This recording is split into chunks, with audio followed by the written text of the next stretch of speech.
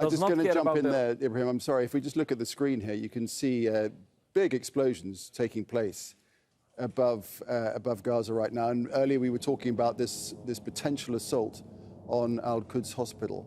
I mean, that's not sure exactly what that is. It's some kind of flare, isn't it?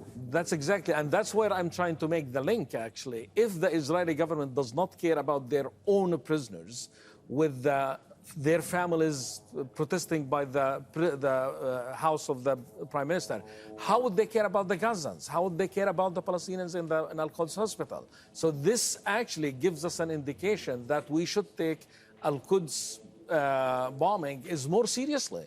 Right, because this government is basically is seeing itself that's above the law, that's being protected by the Western leaders' support, and they're doing, they're throwing everything upside down with the international law on what they can do. So that's why I think the two issues are totally or closely linked, between the prisoners exchange and the continuous bombing and the ground invasion that they're making, and what Israeli government can do as a result of that. Because this also, if Israel, what the Israeli government is true of what they're saying, that using the Al-Aqsa hospital as a place, of operations by Hamas, then we should expect there is probably also that Israeli prisoners are there, if this proves to be true. But again, that's the problem, is that of the Israeli government is not looking at any of these factors, and they're just driven by the collective punishment and the genocide and the ethnic cleansing that they are conducting in Gaza, regardless of what the price for the prisoners or for any other Palestinian people, whether it's in the health or somewhere else. And just again, we're looking at these pictures of this extraordinary. I can't imagine what it must be like if you're on the ground right beneath that. I'm not exactly sure what it is. I'm not expert enough to know. We're trying to find out exactly what's going on here. But it had the appearance of some kind of flare, but flares would normally dissipate. This seems to be just carrying on. Yeah, but also there is the possibility, Israel also used phosphorus in bombs in Gaza in the past. So this could be also one of them. Or lighting bombs, or what's called, right? Or that they targeted, that they hit a huge or a big target in Gaza that is producing. Whatever, it's very evident that something pretty major is happening, and we've been very concerned about al-Quds Hospital in our coverage, talking about it. And the fact that Israel had told everybody to leave and to evacuate. 14,000 people are sheltering there, I think. Hundreds of patients, doctors, administrative staff, and so forth, all staying put. So we're holding our breath, hoping that there isn't a strike on that hospital itself. We heard a comment earlier that this is as serious now as the Cuban Missile Crisis, in a sense. And do you get a view that we're at a critical juncture at this moment, as the window of, as Israel would perceive it, of opportunity to act diminishes with every Palestinian death, and the growth, as you talked about, of the big protests that we're seeing, and the slight change in tone, calling for humanitarian truces and so forth, that actually might bring this to some kind of denouement? Well, first of all, I think yes, I agree. It's very similar to the Cuban Missile Crisis. But there are two levels of decision-making here, the differences. Because during the Cuban Missile Crisis, we had John Kennedy, who was in charge and full control and was able to make decisions. So that was the thing.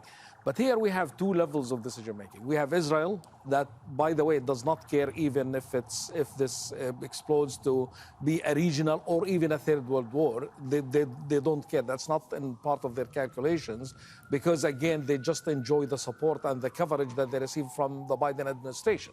So that's why they're proceeding irrespective of the consequences for others that's happening in the region, or by the way, to the United States itself and to the U.S. interest in the region. Because this is the second level of decision-making that I'm referring to here, where it's the Biden administration. The Biden administration's larger foreign policy in the world, it's much bigger than the current war. It has the Ukraine, it has China, Russia, and so many other things. So the U.S. administration has been very strict and very clear about it's against our national interest is for this war to expand to the region. Okay. Ibrahim, back with you in a moment. Let's go to Tareq Azzoum in Khan Younis in Gaza. And Tareq, I don't know if you can see what we can see on screen here. This blinding yellow light looks to be some kind of flare that's hovering above, just casting this huge pall of light across Gaza. What more do you know about it?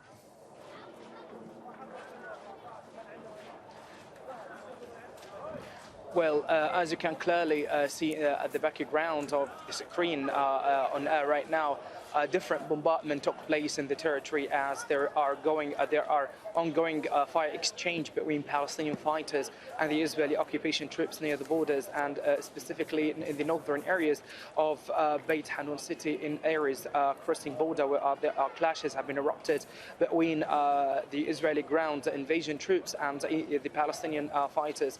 The Israeli ongoing strikes continue relentlessly, targeting several areas in the territory, starting with the central areas of the Gaza Strip in Tel al-Hawa neighborhood, where there are 3 residential towers were leveled to the ground in that complex. Also, the surrounding areas of al-Quds Hospital were previously bombarded by the Israeli ongoing strikes.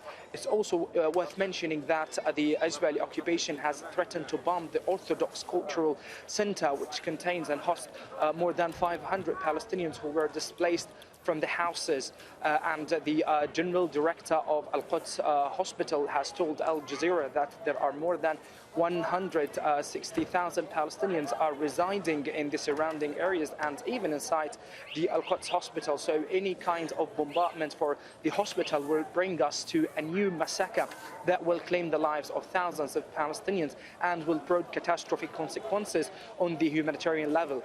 Also, the attacks continued in the eastern areas of the Tufah and even the far west of Beit Lahia, where there is a ground troop is trying to infiltrate to the territory, had been confronted by the Palestinian fighters. The clashes are continuing till this current moment, waiting for further confirmation about the latest updates that on the ground in terms of the number of casualties in both sides.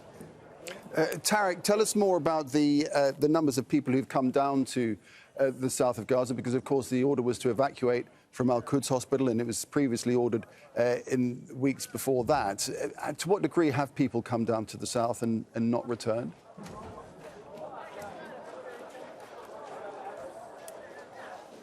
That the houses moving forward to the southern areas of the territory. The southern areas of the Gaza Strip become overcrowded of people who are really residing in different shelters affiliated to the United Nations, and others are residing in the surrounding areas of Gaza, different hospitals in the south of the territory. Also, a great number of people did not find even a space for them to live, even either in the hospital or in the UNRWA shelters, which become overwhelmed and overcrowded with people. More than 600,000 Palestinians are residing in the UNRWA affiliated shelters. So a number of people decided to come back again to the north and central Gaza in order to remain in the houses, as there is no any safe place in the territory. Meanwhile, these areas in the south of the Gaza Strip witnessed the same level of bombardment in the northern territories. All right, Tareq, we'll leave it there for the moment. Thanks very much indeed, Tareq Azzoum. Let's bring in Youmna El-Said, who's in Gaza City. So, Youmna, I'm imagining that what is happening with those big flares lighting up the sky is happening near you. Is that right? Yes, yes, I can see them right here from the window. And usually when we see these, second. Okay, so when we see these light bombs being thrown like that in the sky, and all the bombardments that we can see around us now and the smoke everywhere, we know that these areas where these light bombs are being thrown are going to be severely bombarded afterwards. Now, of course, the Gaza Strip is falling in a complete darkness. It's completely dark outside. There's no light at all.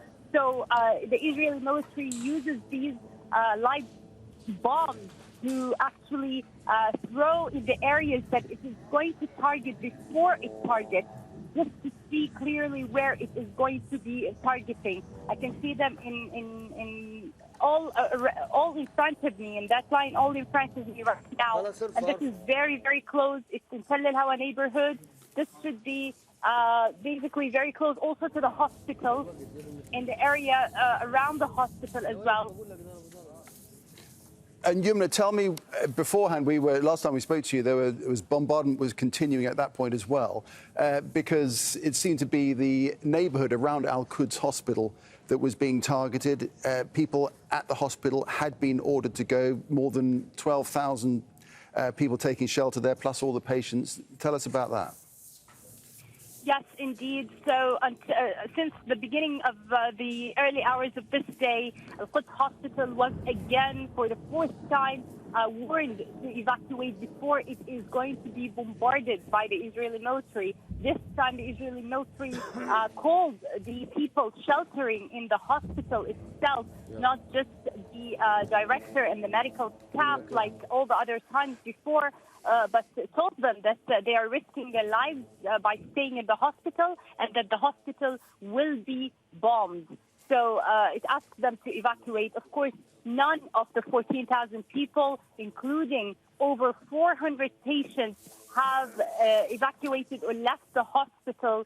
The director of the hospital told me clearly that there is no means to evacuate that great number of people. There is no transportation in the Gaza Strip. There is no fuel for transportation. And there is no place in Gaza City that is supposed to be more safer than a hospital that people can shelter in. Now, thousands, more than that number, 14,000, thousands of them are in a Shifa complex, which is just a little bit in the Gaza City itself, in the heart of Gaza City, in a Shifa street. It's a couple of kilometers away from al-Quds Hospital. As we're talking about the Gaza Strip, I can see a huge bombardment. I can see the flames now. Missiles are falling intensively in that area. So, Youmna, just to clarify, that area where you think the missiles, you can see missiles falling into, whereabouts is that in relation to al-Quds Hospital? That is all in the area where, surrounding the al-Quds Hospital. And that's what the people staying at the hospital and the medical staff in the hospital have been telling us all day, that the bombardments are around the area of the hospital. Just about an hour ago, the bombardment got closer to the hospital, closer to the area of the hospital, in much more intense warning towards them to scare them to evacuate the hospital. Can you tell from where you are if the hospital itself is being hit at this point, or is it too hard to say from here, from where you are? No, the hospital hasn't yet been hit. We would have heard it if it was hit. You can see that the light bombs and the bombardment that are ongoing now are still around the hospital, in the area that is surrounding the hospital. All right, Youmna, we'll leave it there for the moment. Back with you shortly, no doubt. Thanks in the meantime, Youmna al-Sayed there in Gaza City.